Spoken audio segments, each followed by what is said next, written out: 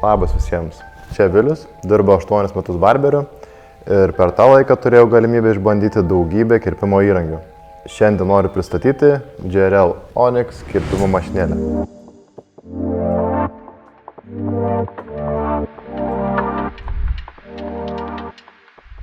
Šią mašinėlę nusprendžiau apžvelgti ne tik iš smalsumo, bet ir dėl jos inovatyvių sprendimų.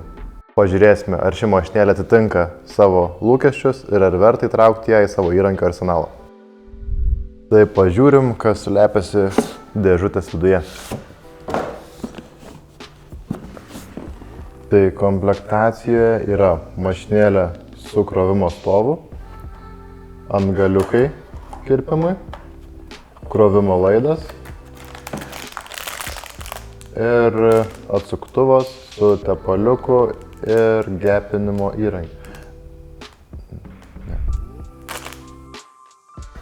Mašinėlė nėra tik estetiškai patraukli, ji yra ir labai patogi rankoje ir labai lengva. Kalbant apie ergonomiką, ant šios mašinėlės modelio yra papildomas griovelis pirštui, ant praeito modelio nebuvo jo, tai ta vieta visą laiką nusitrindavo. Ant šio modelio rankenėlė yra dar maloniau besifiksuojanti, užtikrina labai sklandų fiksavimą. Mašinėlės korpusas laikui bėgant visiškai nesitrina ir yra labai gražaus matinio užbaigimo.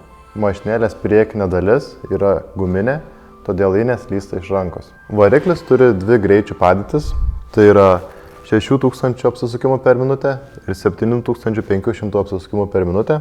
Mašinėlės peiliukai yra fade peiliukai. Šie peiliukai yra skirti daryti perėjimus. Baterijos trukmė iki 5 valandų, o krovimo laikas iki 3 valandų. Ši mašinėlė turi dvi krovimo padėtis ant stovo. Tai yra Reset IQ Charge, kuris užtrunka 5 valandas, bet negadina baterijos, ir greitas krovimas, kuris trunka 3 valandas. Taip pat ši mašinėlė turi Smart Clip technologiją. Tai yra, kad mašinėliai susidūrus su daugiau apkrovos, jos variklis nesulėtėja ir atvirkščiai. Šią mašinėlę naudoju 8 mėnesius ir ką galiu pasakyti, tai kad ši mašinėlė yra tobulesnė senojo modelio versija. Prieš tai buvęs modelis atkeliaudavo su taper peiliukais, reikdavo nusipirkti atskirai fade peiliukus, jeigu mėgstam fadint, o šis modelis atkeliauja iškart su fade peiliukais. Šios mašinėlės korpusas per 8 mėnesius visiškai nenusitrynė, su senuoju modeliu būdavo kiaurai matydavosi jau viduriai. Ant senojo modelio šioje vietoje gale nebuvo pirštui pasidėti įdubimo, todėl išblukdavo ši vieta ir iš viršaus prie gumos nusitrindavo kiaurai plasmasė. Asmeniškai man niekada neprireikė to lėtesnio greičio. Nors daug kas sako, kad perėjimus patogiau daryti su lengvesniu, su lėtesniu, nes jis atleidžia klaidas. Per 8 mėnesius pakeičiu tik vieną kartą peiliukus, nes šiaip peiliukai nėra, kad labai greit atbuktų. Jie ir nėra labai aštrus, kaip palyginsim su Gamma. Gamos peiliukai yra daug aštresni, bet jie šiek tiek greičiau atbunka.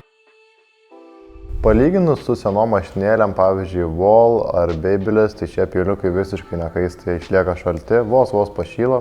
Palyginus kainą su konkurentu, tai JRL nelabai išsiskiria savo kainą, tačiau jie išsiskiria savo inovatyviais sprendimais ir kokybė. Jie yra gerokai aukščiau už daugumą savo konkurentų, pavyzdžiui, šiai dienai už Wall, Babyliss ir už kai kurios Gamma produktus. Kam rekomenduočiau šią mašinėlę? Tai šią mašinėlę rekomenduočiau bet kokiam pradedančiajam, kerpančiam, profesionalui ar netgi namie tvarkytis barzdą ar apskirti plaukus. Ši mašinėlė labai retai turi broko ir jos kaina labai atitinka jos surinkimą ir kokybę. Ir manau, kad tai vienas geriausių pirkinių kainos ir kokybės santykių. Jeigu kažką praleidau, komentuokit, parašykit man į PM.